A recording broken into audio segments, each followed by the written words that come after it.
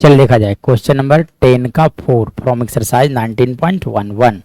क्या दिया गया है, बोला गया इंटीग्रेट करने के लिए लिखा गया था integration of x minus 3 divided by x minus 1 का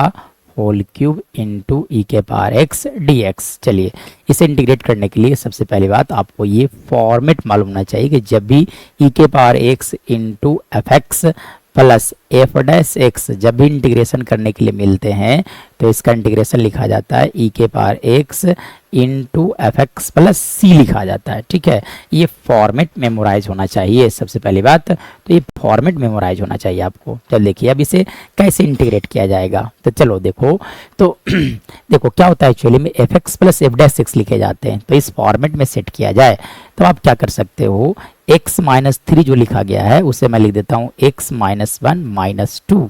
है ना,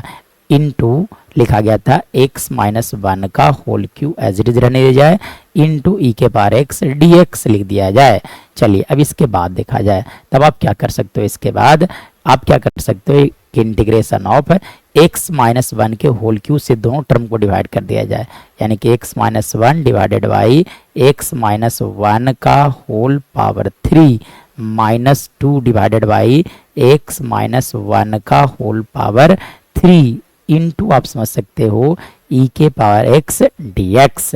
नाउ इसके बाद अगर देखा जाए तब आप क्या करोगे, e के पावर x को मैं पहले कर लेता हूँ, यहाँ देखो यहाँ पावर 1 है तो एक टर्म यहाँ से कैंसिल आउट हो जाएंगे, तो यहाँ बच जाएगा आपका 1 बाई एक्स माइनस 1 का whole power 2 minus 2 divided by x minus 1 का होल पावर 3 इंटू ई के पावर x dx। चलिए अब आप कैसे इसे इंटीग्रेट करोगे, तो देखो एक्चुअली में एक पार्ट जो होगा वो एफ एक्स होगा, दूसरा पार्ट इसमें जो लिखा गया होगा वो एफ डैश एक्स होना ही होना है। चलिए तो कैसे आपको पता चलेगा ये चीज़ें कि कौन एफ एक्स है कौन एफ डैश एक्स है। चलो तो इससे पता करने के लिए क्या करो, एक बार आप डिफरेंशिएट करके देख लो, डिफरेंशिएट करके देखा जाए कि आखिर क्या होता है। चलिए तब आप इन डिफरेंशिएट करोगे तो मैं यहाँ लिख देता हूँ ई के power x as it is. चलो आप डिफरेंशिएट कर लो, एक्चुअली में 1 बाई एक्स के पावर माइनस 1 को आप समझ सकते हो x माइनस 1 का होल पावर माइनस 2 इंटू आप समझ सकते हो x माइनस 1 का होल पावर माइनस 3 इंटू ई के पावर x dx। चलो अब आप डिफरेंशिएट कर लो x माइनस 1 का होल पावर माइनस 2 को विथ रिस्पेक्ट टू x। चलिए देखिए तो इसके लिए एक बहुत ही बेसिक सा एक फार्मूला होता है कि इंटीग्रेट डिफरेंशिएशन का, कि डिफरेंशिएशन ऑफ x के power n with respect to x power को मल्टीप्लाई में लाया जाता है और जो भी पावर होता है उसमें से एक सबट्रैक्ट किया जाता है। तो पहले आप क्या करोगे,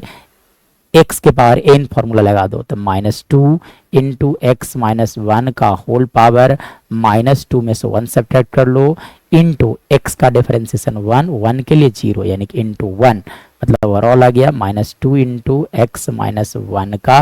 होल पावर माइनस 3। यानी कि अगर मैं बात करूं तो यहाँ से इंटीग्रेट करने के लिए लिख सकते हो आप ई के power x into x minus 1 का होल पावर माइनस 2 प्लस, ठीक है अब आप लिख दो माइनस 2 इंटू एक्स माइनस 1 का whole power minus 3 into dx लिख दिया जाए। मतलब ओवरऑल यहाँ से अगर मैं बात करूँ तो देखिए ये वाला पार्ट जो हो गया ये हो गया आपका एफ एक्स और ये जो पार्ट देख रहे हो ये पूरा हो गया आपका एफ डैश एक्स। तो फार्मूला क्या होता है, ई के power x into f x, मतलब एक्स माइनस 1 का होल पावर माइनस 2 प्लस सी। अब देखो जब भी पावर निगेटिव होते हैं तो इसे आप रेसिप्रोकल कर दो, तो 1 ई के power x divided by x minus 1 का whole power 2 plus C. This is our right answer.